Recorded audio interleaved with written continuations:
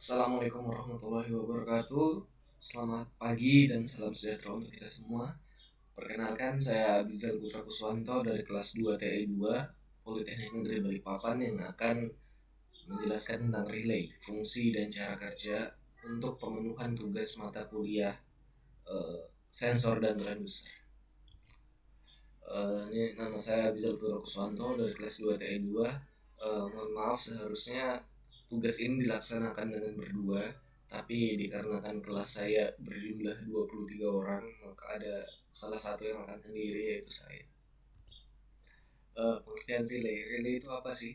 Relay itu sebuah komponen elektronika yang berupa saklar atau switch yang dioperasikan secara listrik dan terdiri dari dua bagian utama, yaitu elektromagnet yang sering disebut dengan coil dan mekanikal atau seperangkat kontak saklar dan switchnya.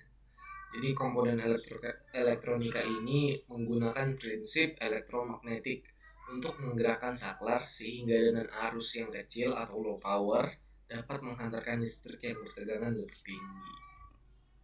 Ini adalah simbol relaynya.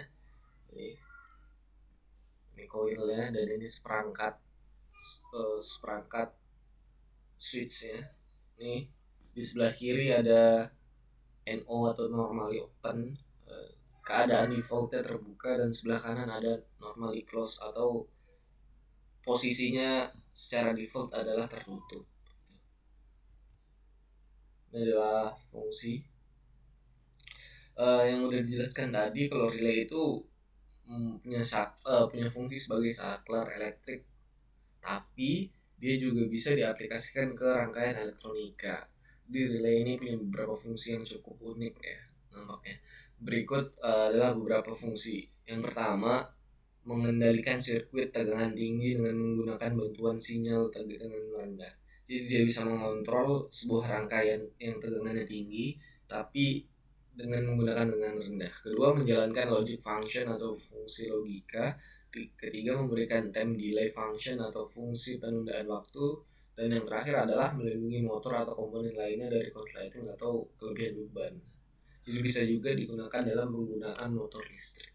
Seperti itu. Ini berikut adalah cara kerjanya. Setelah mengetahui fungsinya tadi kan, kita harus juga tahu gimana prinsip kerjanya. Tapi sebelum itu, ini ada gambar yang akan dijelaskan. Ini ada 4 bagian: elektromagnet atau coil, armatur, switch, kontak point atau saklar, dan springnya. Nih, untuk lebih jelasnya ini ada di gambar. Ini bagian springnya yang di kiri, elektromagnet ini yang besar di bawah, kemudian armatur di atas, dan switch kontak itu yang ada di sebelah kanan. Kemudian ini adalah jenis-jenisnya. Pertama, SPST atau single pole single throw. Pemahamannya cukup sederhana. Single pole dan single throw ini, pole itu adalah kita andaikan sebagai bagian yang bergerak ya. Bagian bergerak cuma satu, dan throw-nya itu tujuannya atau arah geraknya. Jadi single pole single throw itu hanya satu pole dan punya satu kemungkinan gerakan. Kedua adalah single pole double throw. Seperti konsep pemahaman yang awal, pole-nya itu sesuatu yang bergerak nih. Jadi tetap single pole tapi throw-nya berubah atau arah geraknya berubah. Jadi ada dua yang bisa digerakkan antara A dan B, itu single pole double throw. Kemudian yang ketiga adalah double pole single throw. Ini kebalikan yang kedua tadi. Kalau ini pole-nya yang dua atau komponen yang bergerak ada dua tapi arah tujuannya hanya satu. Jadi double pole single throw. Dan yang terakhir adalah double pole double throw. Ini kombinasi antara yang tadi, mempunyai dua pole atau dua komponen yang bergerak setelah mempunyai tujuan. Ya, terima kasih atas perhatiannya. Mohon maaf apabila ada kesalahan dari penjelasan singkat saya. Semoga ilmu ini berguna dan semoga kita tetap dalam keadaan sehat walafiat. Terima kasih. Wassalamualaikum warahmatullahi wabarakatuh.